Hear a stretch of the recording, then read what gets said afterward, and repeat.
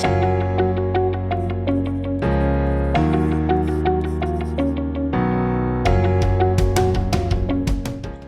this is Wayne Zell, and welcome to Blueprint for Wealth, a video cast designed to help you realize your personal dreams of wealth and freedom. And we always feature special guests. And this week, my special guest is Matt Dean, who is the president of Markon Solutions and the chief operating officer of Answer Advisory. Welcome, Matt. Oh, thank you so much, Wayne. Now, we've got a lot to talk about today because, you've come from working for other people to building your own company as an entrepreneur, and then ultimately exiting the company, but still with the company and still operating it. So there's a big journey and it's worthy of discussion. Tell us a little bit about your background. Where did you grow up? Where are you from originally?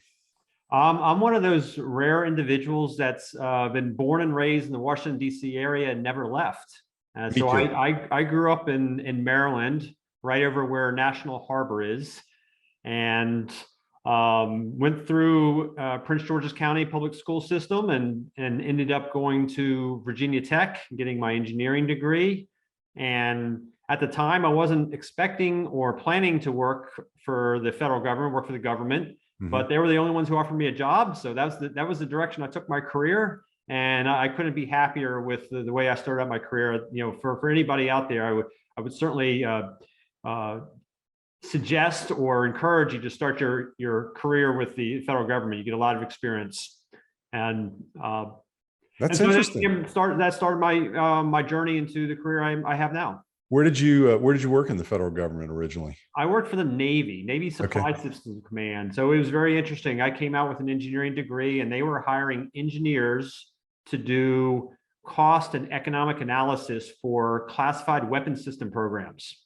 So I got to talk about and experience and get experience with all kinds of interesting technology programs that the Navy was doing that are, that used to be classified or now declassified. Traveled to a lot of defense contractors and got to know the business. Talked to a lot of interesting people. Sure. And you left the Navy. Where did you go from there? Then I went to work for, at the time, it was called KPMG Pete Marwick. So it was one of the large management consulting companies, and they ended up changing names a couple different times along the way. Eventually settled on Bearing Point. Right. And so I lasted about 9 years at Bearing Point. That's pretty good. Not too many people last 9 years at Bearing Point. It's no longer around, but it was a big company in the day. Oh, absolutely. I think that they probably made a little bit of a mistake and got encouraged to go public back in the .com era, like a lot of other companies were doing, and that was probably not the right move in hindsight. And that was a little bit of the beginning of the end of I think a great organization that eventually the group that I worked with eventually went into Deloitte, and so some of those same individuals and same groups are working for Deloitte now. Sure, I've had friends that were at Bearing Point as well, and they had the same experience. It's tough to go public, isn't it? I mean, I can't even imagine the stress and strain of maintaining a company in a public environment where you have to report earnings quarterly, and it's pretty high stress. So I'm glad you were able to get out of there. You started, is that when you started Markon? Sort of. Okay. And so I left Bearing Point. I had an opportunity to go work for a small business that was doing work with the Marine Corps, and the offer was, hey, we've got everything at the Marine Corps handled. We'd like for you to come in there and help us develop business and diversify our business to the rest of the federal government. All right. And we'll back you up. You can sit there and sort of start your own division, and we'll pay you a salary and go. I said, okay, that sounds like a nice opportunity. Did that for about a year and started a contract within the intelligence community. And then the owners of that company decided they wanted to sell. Okay. And I was not interested in going with the new large company they were selling to. Right. And so I worked out a deal with the owners to take my one contract and spin it off into Markon and start my own business. And Markon, up until this past year, was in business for a long time, 17 years, right? 14 years. Yeah. 14. So we started in November of 2007. And so for almost 14 years, we were rolling right along. We started with just a couple people and one contract, and maybe a classic startup, growth story that we added one person at a time and one contract at a time, and we expanded to to other clients, and reputation got out, and we won more work, and then we won bigger projects. And eventually we got up to about a 260 person company. Wow. And, we have, we certainly, for the entire 14 years, we had a couple different themes. One of the themes was we wanted to continue to grow. And the reason that we wanted to grow is because we were very, employee centric. And What there's do you a lot mean of by that? companies. What does employee centric mean to the listeners? And I'll explain it for what it Sure. means to me. Yes. And I think it's very different. There's a lot of companies, especially people-oriented companies, says, hey, our employees are important to us. Our employees are an important asset. We value our employees. I believe for our situation that employees are more important to our success than our clients are. Employees are more important than our clients. And I don't think very many people would really say that and take steps to execute that. And we did. And so in my view, if we treated our employees truly like professionals, paid them like professionals, gave them a professional opportunity to impact the organization, then they would do great things for our clients. What were some of the secrets? What were some of the secrets, out of my curiosity, for other entrepreneurs who are listening? How did you really make it employee centric so that the employees were the most important function of the business? Maybe give you an example. Yeah. We had a situation where one of our employees wanted to expand his career in a different direction versus the client he was supporting. And so we talked to our client about it and says, hey, we're gonna move this employee and we'll backfill with a different employee who's going to do a great job. And the client threw a fit. The client says, no, you can't do that. We've got an important project. We're not doing that. And so we had a choice to make. Do we follow the best interest of our employee who wanted to move and take their career in a different direction? Or do we cater to the whims of our client? So we took the best interest of our employee. We lost our client. Our client basically got rid of us. And I'm perfectly fine with that outcome. And so so those types of things, those actions get out, the word gets out, those are the types of actions that we're willing to take. And then employees are obviously willing to work very, very hard if you're willing to have their back. The loyalty that you must generate from that type of behavior is incredible. I mean, to be able to stand by your employees to the point where you're losing a client, I actually admire that. I'm in a very different business, but I respect that. And, you've taught me a lesson today of the employees really are the lifeblood of your business, aren't they?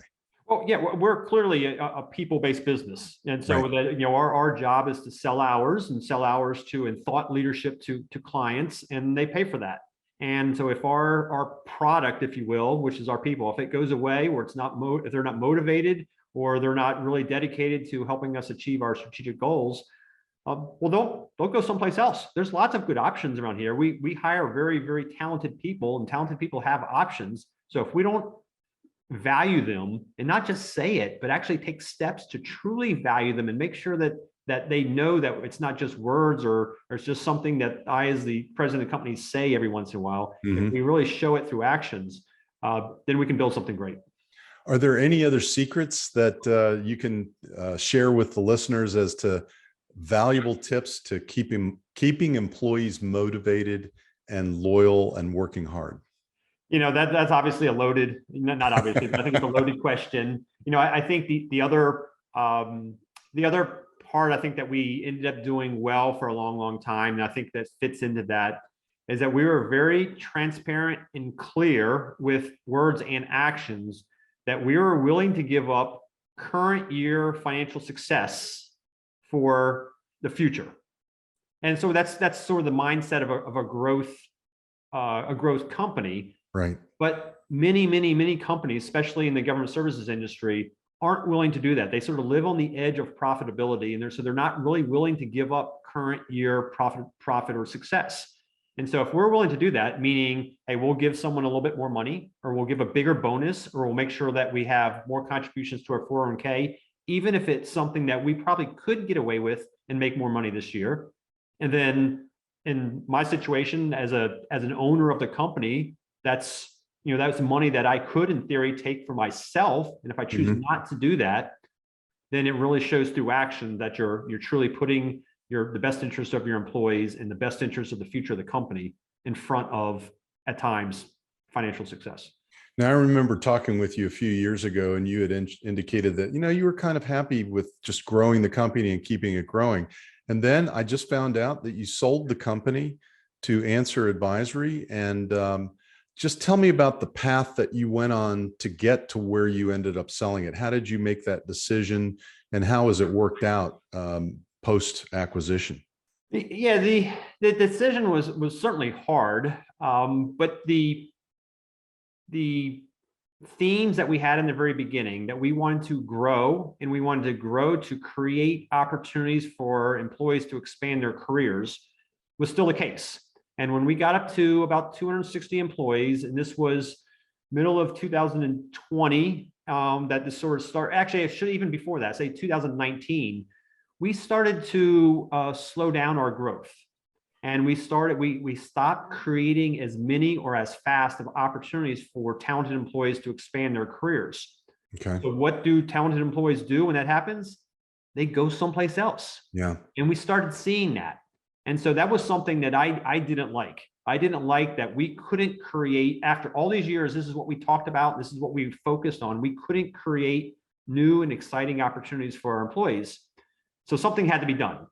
And so one of the first thing that we did is we bought a company. Okay. We bought a company with that was in a different part of the provided different types of services that created some energy within the company. And it generally worked. It created new opportunities for some employees. And so that, but one of the things I realized is, well, we generally spent all of our money on this company. We only have so much money. I really wasn't Right. in the mindset to go into deep debt to do this and really tie our hands with debt. Right. And so in order to continue to grow and create those opportunities, we had to do something different. And so we looked for an opportunity with a company that had similar values and similar culture, but was different enough from us that it would create different, new, interesting career opportunities for our employees. And different vertical lines of business, or different customers, different customers, types of different work. geography. And so Answer Advisory, so Markon Solutions has always been focused on the federal government, Right. and Answer Advisory has always been focused outside of the federal government. So they've got a lot of work in California, work in Orlando, work in Denver, work in Boston, work in Columbus, Ohio, and Chicago. And so these are opportunities for some of our employees who want to do something different to start working on contracts, some fantastic contracts with the LA Metro System or the Obama Presidential Center or MIT. These organizations that are hiring some of our Answer colleagues onto projects. We now have an opportunity to support. That's cool. I mean, yeah, it's really, and vice versa. We're finding that the Answer employees that we're now working with, they're very interested in working with some of our clients. We work with the White House, we work at the Pentagon, we work at the CIA headquarters. These are very interesting, very high mission, high visibility clients that we get to work with. And so it's turned into be a good partnership. Were most of your employees top secret cleared? They are, yes. Yeah, so that's helpful in transitioning into that type of into an acquisition environment. It really adds value, and the buyers usually give a premium for that. What do you think the greatest challenge is when you're facing an acquisition, and what were some of the bumps in the road on the way towards closing the deal? The challenges are always the same challenges that we had running the business, which is the people, and it's trying to continue to not only put people first, put your employees first, but communicate in the right way that it sounds like you really are doing that, or that you're communicating that you truly are doing that. Mm-hmm. And that was very, very hard. That it was hard not to have the feeling and to come off as I'm giving up, or that I'm just taking money for myself, or or all kinds of other reasons that people can make up, and sort of not understand all the details. So the communication to the employees who have been so loyal to Markon and have worked Right. so hard, that was definitely the tough part. And I think that's, the challenges along the way, the bumps along the way, I think it sort of continued. So we came up through the process and finally made the decision, worked, and I maybe back up. One of the challenges I think that maybe people should really understand if they're going to go through this process is it generally turned into a full-time job for me to get ready to and have communicate with all the different advisors and attorneys and financial experts that we were working with to Right. make this, not only make it work, but make it a great situation for the Markon shareholders, which we had 24, and also the rest of the employees. That's unusual. I mean, in a government contractor, even with 260 employees, you don't typically see 24 shareholders. We actually helped a registered investment advisory firm sell last December.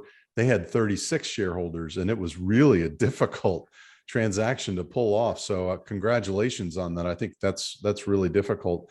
That was important. The idea of creating share or having individuals that work for us have the opportunity to buy in and become shareholders was really, really important to, what everybody thinks of and talks about, the ownership mindset.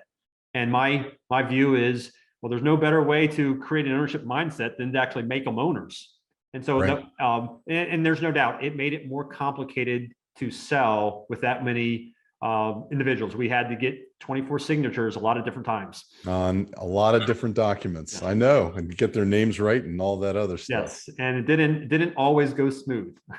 Has Answer Advisory acquired other companies, or is this one of their biggest acquisitions? The answer is yes and yes. So Okay. yes, they've acquired.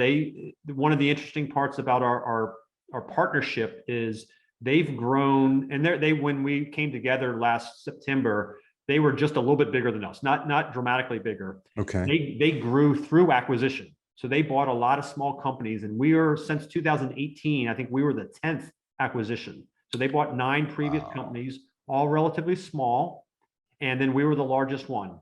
And so there was kind of like the fish swallowing a whale almost. Yeah, and then I think for us, and they've been great about it. We've talked about it more as a merger than a traditional acquisition. And as we're going through it, a lot of the Markon leaders have morphed into leadership roles in the combined organization.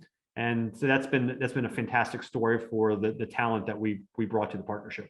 Were the Markon shareholders able to keep some equity going forward in the ongoing entity? Absolutely. Yes, we have all the shareholders rolled over equity, and Right. we are actually, as of next week, we're actually having a shareholder call, and all of the shareholders will be very happy with the results.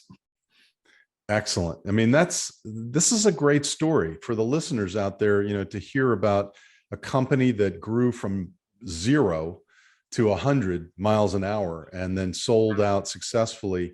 The one question that was looming in the back of my mind was, how did you ensure that their culture and their values synced up with yours? What kind of diligence did you have to do in order to figure that out?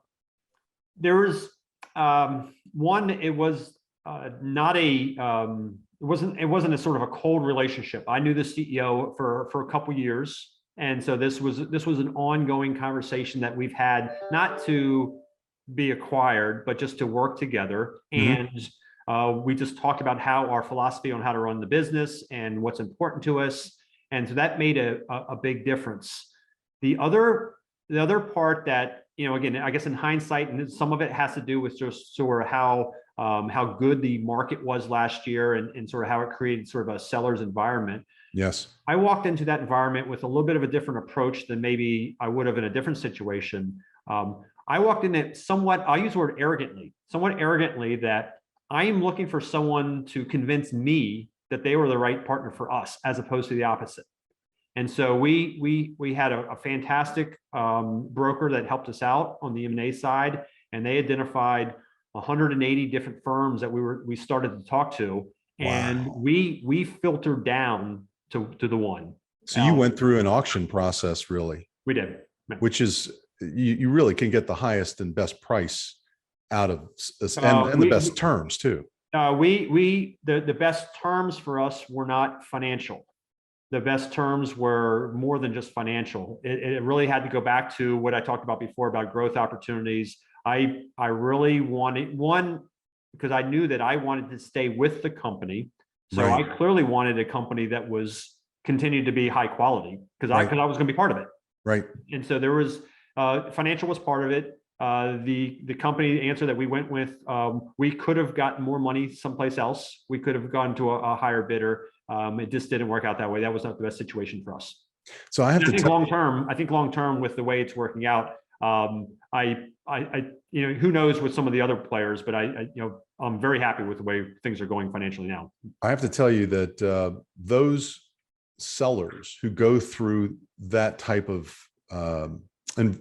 process to sell, who emphasize culture, values, and employee-centric focus, are the ones that are going to have a successful exit. It's going to be the best result, not just for you as the founder and a majority shareholder. It's going to be the best result for the company, and it'll result in very happy people all around. I've seen the opposite happen, where the seller wants to maximize the price and the employees leave. Yeah. And so how has it been since the acquisition? Are employees seem to be rallying behind the new structure? Yeah, we last September when we did the acquisition, I think we had 260 employees. We now have 330 employees on the federal side, and so that plus 70 is approximately half new hires and half we've actually acquired another company into the federal business unit, the Markon side, and the turnover is lower than our historical levels. And so we continue to work on it, but I think our employees can see the excitement. I think they can see the success. I think they can see the future that we can create. I also think that the idea that for some individuals that really don't like change that much, well, their job really hasn't changed. They still get to work for great clients, and they're still doing some of the same things. Yeah. That we just have additional options behind them at this point. That's exciting. Well, yeah, congratulations. It really is. I mean, I've talked to a lot of people, and they ask me how's it going, and I get the feeling that they usually are waiting for me just to unload on how terrible it is, and it's really not that way. I'm really excited. It's been basically 9 months this week that we've been together, and it continues to be fast paced and exciting. Lots of changes. We've got big plans for the future. So the honeymoon is over, and the long-term relationship looks rosy for the future. So yeah, definitely. Awesome. I think one of the most exciting parts is some of the great Markon leaders are taking on significant roles in the combined company. It's not a typical situation where the acquiring company is putting their thumb on everybody else and to say, sort of, shut up and color. We are the acquirers, do what I say. It has not worked out that way at all. Well, excellent. We've been talking with Matt Dean, who is the president of Markon Solutions and the COO of Answer Advisory. And we really, really appreciate your insight today. Thank you for being a special guest on Blueprint for Wealth. Thanks for having me, Wayne. It's good to see you. I hope your family's doing well, and we'll see you soon. Fantastic. Thanks. And stay tuned for a special educational moment right after this.